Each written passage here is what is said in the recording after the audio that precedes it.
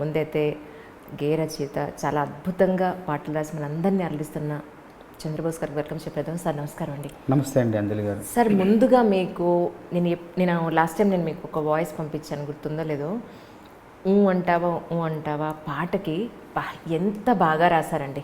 నిజంగా మీకు రెండు చేతులు పెట్టి దండం పెట్టేవారు అనమాట. ఇలాగ అంత అద్భుతంగా రాశారు. సొసైటీలో ఏమంటారు, ఏ రంగాల్లో పనిచేసే మహిళలైనా సరే యాజ్ ఆన్ టుడే ఎదుర్కొంటున్న సమస్యని మీరు ఎంత చక్కగా రాయడం జరిగింది అని అంటే నేను ఒక్క మాటలో చెప్పలేకపోయాను. అద్భుతంగా రాశారు sir. Such a wonderful song. ఆ పాట డిసెంబర్ 10 రోజు విడుదలైంది సార్. సాయంత్రం 6 గంటలకు. విడుదలైన వెంటనే వచ్చిన మొదటి కాల్ మీదే. తర్వాత 2-3 మళ్ళీ అంటే మహిళా జర్నలిస్టులు చేశారు, కానీ మొదటి కాల్ మాత్రం మీదే. ఇప్పటికీ నాకు గుర్తుంది. ఆ పాట మీరు ఎంతగా అభినందించారో, ఎంత నచ్చిందో. అప్పుడు మీరన్న మాట కూడా గుర్తుంది. ఏమన్నారంటే, పాటను అభినందిస్తూ పాటలోని సాహిత్యాన్ని ఉదహరిస్తూ చెప్తూ చివరికి ఒక మాట అన్నారు, నిజంగా ఏ తల్లి కన్నది ఉంటే ఆ తల్లికి నమస్కారం చేయాలని ఒక మాట కూడా. అమ్మ గురించి కూడా, మా అమ్మను కూడా ఒక రకంగా మీరు అప్పుడు ఒక మాట చెప్పారు మా అమ్మ గురించి, అది గుర్తుంది. అందుకోసం మాతృ దినోత్సవం అనగానే ఇంకా అమ్మ గురించి 2 మాటలు మాట్లాడాలనగానే తప్పకుండా నేను ఒప్పుకొని, ఎందుకంటే చాలాసార్లు అడిగారు మీరు ఇంటర్వ్యూ కోసం, ముఖాముఖి కోసం అడిగారు. మెల్లిగా ఆలస్యం అవుతుంది అనివార్య కారణాల వల్ల. ఈసారి తప్పకుండా మీతో సంభాషించాలి, ముచ్చటించాలి అని చెప్పేసి మనస్ఫూర్తిగా అంగీకరించి అమ్మ గురించి నా అభిప్రాయాలు, నా అనుభవాలు, నా ప్రయాణంలో అమ్మ పాత్ర ఏంటనేది కూడా. Exactly sir. సార్ బేసిక్గా మీరు ఇంజనీరింగ్ చదివారు. ఇంజనీరింగ్ చదివి చిత్ర పరిశ్రమ వైపు అడుగు పెట్టేటప్పుడు అమ్మ ఏ రోజున మీకు అరే నాన్న ఇంత కష్టపడి చదివించాం కదా, లేదా చదువుకున్నావు కదా, ఇటువైపు వద్దని ఎప్పుడు చెప్పలేదా సార్? అమ్మ అంటే అందరికీ తెలుసు, మా అమ్మ నిరక్షరాస్యులు, చదువు రాదు. మా నాన్న మా బాపు అంటాం. అవును సార్, అవును సార్. 4వ తరగతి చదువుకున్నారు. ఆయన school teacher, primary school teacher. Sir అమ్మకు చదువు రాదు, కానీ లోకజ్ఞానం చాలా ఎక్కువ. అసలు అక్షరాలు రాయడం తెలియదు, అంకెలు రాయడం తెలియదు, కానీ లెక్కలు బాగా చెప్పేసి ఎంత ఇదెంత ఇక్కడంత డబ్బు ఇవ్వాలి, వాళ్ళెంత ఇవ్వాలి, అది కలిపితే ఎంత, తీసేస్తే ఎంత, ఇవన్నీ క్షుణ్ణంగా తెలుసు అమ్మకి. మేము అనేది అనమాట, అమ్మ నువ్వు చదువుకుంటే దేశాన్ని వెళ్ళేదాను అమ్మ అని మేము చిన్నప్పుడు నవ్వించేవాళ్ళం అనమాట. అంత జ్ఞానం ఉంది, అంత సంస్కారం ఉంది అమ్మకు.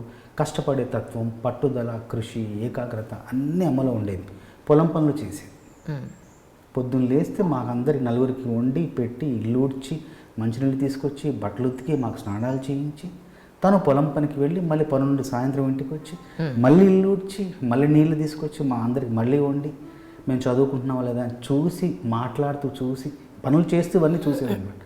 ఇంత సన్నిహితంగా, ఇంత అమ్మలోని కృషిని, అమ్మ తపనని దగ్గర నుండి గ్రహించి, గమనించి, పరిశీలించి ఎదుగుతాం కదా. మనకు అమ్మే కదా మొదటి గురువు అంటాం కదా. మరి ఆ లక్షణాలు ఎక్కడికి పోతాయి చెప్పండి, ఊరికే పోవు కదా. దగ్గర నుండి చూసి, అమ్మ పక్క నుండి అమ్మ కష్టాన్ని, అమ్మ చెమటను చూసి, అలా తను ఎక్కువ చెప్పేది కాదు, చేసేది. అమ్మ చేసేదాన్ని నేను ఎక్కువ వినేవాడిని. అట్లా నా మీద అమితమైన నమ్మకం అమ్మకి. వీడేదో అవుతాడు, బాగా తెలివైనవాడు, అందరికంటే బాగా తెలివైనవాడు, బాగా నమ్మకం. అట్లా ఇంజనీరింగ్ చేస్తున్నప్పుడు కూడా నా కోసం బాగా తప్పించేది, డబ్బులు పంపించేది. మేము హౌసింగ్ బోర్డులో ఉన్నప్పుడు అందరిలోకి నాకే ఎక్కువ డబ్బులు వచ్చేది. బాగా డబ్బులు పంపించేది అమ్మ. మా బాబుకి చెప్పి బాగా ఇవ్వండి డబ్బులు, వాడు బాగా చదువుతాడు. అట్లా నా ఎదుగుదలకు బాగా వెనకాల నుండి పునాదులాగా ఉండి, ఒక్కసారి ఇంజనీరింగ్ నుండి సినిమా రంగంలోకి వెళ్తా అంటే నాకేంటంటే వాళ్ళు ఏమి అనరు, కానీ వాళ్లకు ఏమి ఇబ్బంది కలగకుండా నేను చూసుకోవాలి, అదే నా లక్ష్యం. అంత నా పారమైన నమ్మకంతో నన్ను పెంచిన అమ్మను, నాన్నను వాళ్ళకి ఏ ఇబ్బంది కలగకూడదు. నేను ఈ రంగం నుండి ఈ రంగంలోకి వెళ్ళడం వల్ల వాళ్ళ కలలు, వాళ్ళ స్వప్నాలు ఏమీ చిన్నాభిన్నం కాకుండా, చెల్లా చెదురు కాకుండా చూడాలని చిన్నప్పటి నుండే ఆ లక్షణంతో పెరిగాను. ఇప్పుడు మరింతగా గట్టిగా ఎలాగైనా కృషి చేయాలి ఈ రంగంలో అని చెప్పేసి 1 సంవత్సర కాలం పాటు ఊరెళ్ళా. అమ్మకు నాన్నకు మొహం చూపించాల. ఎలా అంటే సంవత్సరం తర్వాత బాగా కృషి చేసి ఒకరోజు సితారాలో నా గురించి ఒక ఇంటర్వ్యూ, ఒక ఆర్టికల్ వస్తే ఆ ఇంటర్వ్యూ చూసి మా బాపు ఫోన్ చేసి, ఒరే నీ గురించి సితారాలో వచ్చిందిరా, ఇంకా నువ్వు రా ఒకసారి చూడాలని ఉంది అనగానే, అప్పుడు అంటే నేను ప్రయోజకుని అయ్యానని మా అమ్మ నాన్న నమ్మేంత వరకు నేను వాళ్ళ మొహం చూపించకూడదని వెళ్ళలేదు. మా బాపు మా అమ్మ ఫోన్ చేసి మళ్ళీ వెళ్ళానన్నమాట. అయితే దీనంతటికి కారణం, ఇదంతా ఈ సాధించడానికి, అప్పటికి ఇది సాధించడానికి కారణం మా అమ్మ నా మీద పెట్టుకున్న విశ్వాసం. ఎలాగైనా చెయ్యాలి, వాళ్ళ కళలు వాళ్ళ ఊహలన్నీ నిజం చేయాలి, వాస్తవాలు చేయాలి, అవన్నీ ఇబ్బంది పెట్టకూడదు వాళ్ళకి. అయ్యో నేనేదో పైకి ఎదుగుతా అనుకున్న వాడిని మధ్యలోనే కుంగిపోకుండా కూలిపోకుండా నన్ను నేను ఎప్పటికప్పుడు సమాయత్తపరుచుకుంటూ నాలో నేను ఉత్సాహాన్ని నింపుకుంటూ మంచి స్థాయికి వెళ్ళి దాన్ని చూసి వాళ్ళు మురిసిపోయి పొంగిపోయి నన్ను రమ్మనంటే వెళ్ళాలి అన్న ధ్యేయంతోనే నేను కృషి చేశాను. అలా అమ్మ నాన్న కళ్ళల్లో ఆనందాన్ని ఆ రోజు 1 సంవత్సరం తర్వాత బొంబాయి పీరియడ్ విడుదలైన తర్వాత చూశాను. అయితే చిన్నప్పుడు ఏమీ అడ్డు చెప్పలేదు, ఇబ్బంది పెట్టలేదు, కానీ అమ్మ ఒక నమ్మకంతో ఉండేది. ఆ నమ్మకాన్ని నిజం చేయాలన్న స్వభావంతో నేను పెరిగాను, అంతే. సార్ 1 year తర్వాత మీరు మీ ఊరు వెళ్ళినప్పుడు అమ్మ మిమ్మల్ని చూసి ఏమన్నారు ఒకసారి మాతో పంచగలుగుతారు? ఏమీ అనలేదు. అంటే పొగిడేవాళ్ళు కాదు, ప్రశంసించేవాళ్ళు కాదు, అభినందించేవాళ్ళు కాదు, అసలు ఎలా అభినందించాలో కూడా తెలిసేది కాదు. మామూలుగా ఎప్పట్లాగే ఉండేది. నాకు ఇష్టమైన కూరలు ఉండేది, చక్కగా వడ్డించేది.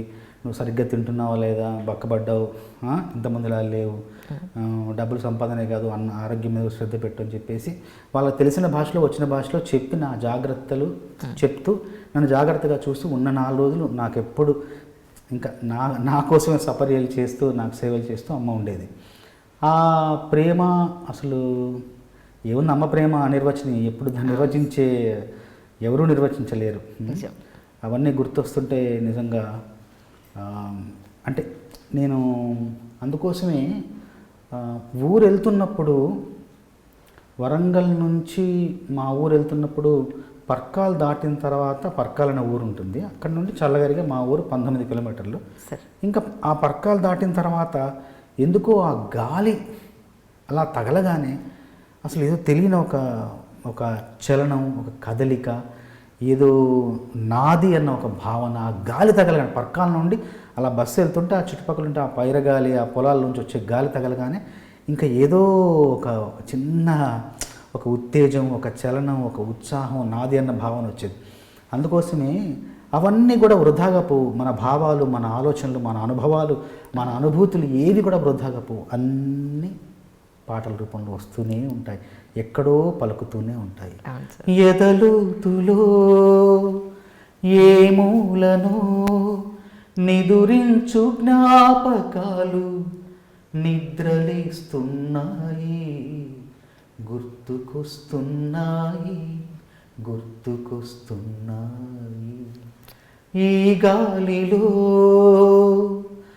ఏ మమతలో మా అమ్మ మాటలాగా పలకరిస్తున్నాయి, గుర్తుకొస్తున్నాయి. గాలిబ్ అంటారు సార్. వాళ్ళ ఇల్లు మసీద్ పక్కనే ఉండేదంట. మసీద్ పక్క ఇల్లు గాలిబ్ది. దాన్ని మన దాశరథి గారు అనువదించారు. ఆయన అంటారు, గుడి ప్రక్క గేహమ్ములోన ఉంటి, బ్రహ్మకే నేను పొరుగింటి వాడినంటి అన్నారు. ఓహో, బ్రహ్మ పక్కింటి వాడిని నేను అన్నారు. గుడి పక్క ఇంట్లో ఉండేవారు. అట్లాగా మా ఇంటి పక్కనే గుడి ఉంది, శివాలయం ఉంది, గ్రంథాలయం ఉంది. గ్రంథాలయంలో పుస్తకాలు బాగా చదివేవాడిని, శివాలయంలో భజన చేసేవాడిని. ఆ గుడి పక్కనే మా ఇల్లు. నేను కూడా సరస్వతికి శివుడికి ఇద్దరికి పొరిగేవాడిని. కరెక్ట్. అవన్నీ ఆ అనుభూతులు, ఆ అనుభవాలు, చిన్నప్పటి అనుభవాలని ఈ పాటలో ఉంటాయి.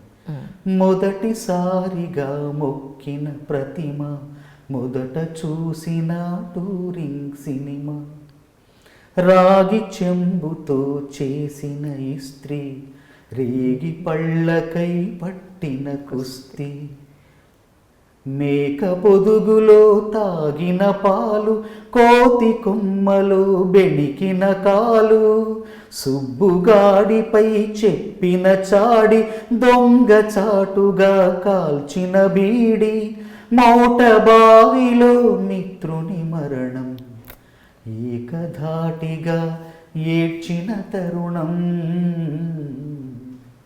గుర్తుకొస్తున్నాయి. ఇళయరాజా చెప్పినట్టు మీరు మంచి సింగర్ కూడానండి. యాక్చువల్లీ ఆయన మాత్రమే గుర్తించారు మీ. లేదా కీరవాణి గారు కూడా పెళ్లి సుందరి సినిమా అప్పుడు నేను రాసింది పాడి వినిపించాను కీరవాణి గారికి. ఓకే. కంపోజింగ్లో కూర్చున్నప్పుడు నేను రాసి తీసుకెళ్ళి చెప్పండి అంటే చెప్పడం కాస్త పాడతానని పాడి వినిపించగానే బాగుందన్నారు. దాన్ని ఆయన కంపోజ్ చేసి స్వరపరిచి రేపు రికార్డింగ్ రాఘవేంద్ర గారు వచ్చారు.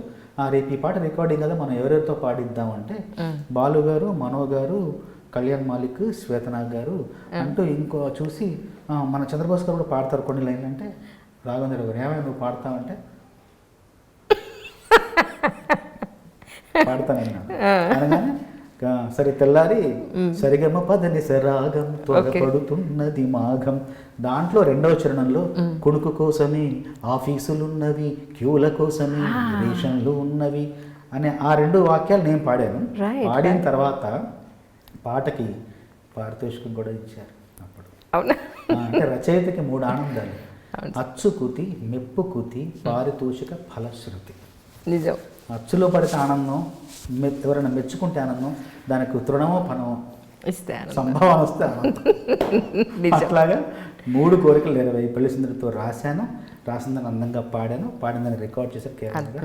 అలా ప్రోత్సహించారు. అందరి మహానుభావుల సినిమా పరిశ్రమలో ఎంతో పెద్దవాళ్ళందరి ప్రోత్సాహం, వాళ్ళందరి ఆశీర్వాదం ఉండడం వల్ల నా స్వయం కృషితో ఈ స్థాయికి చేరుకొని అమ్మ నాన్నల కలలు నిజం చేసే అవకాశం లభించింది.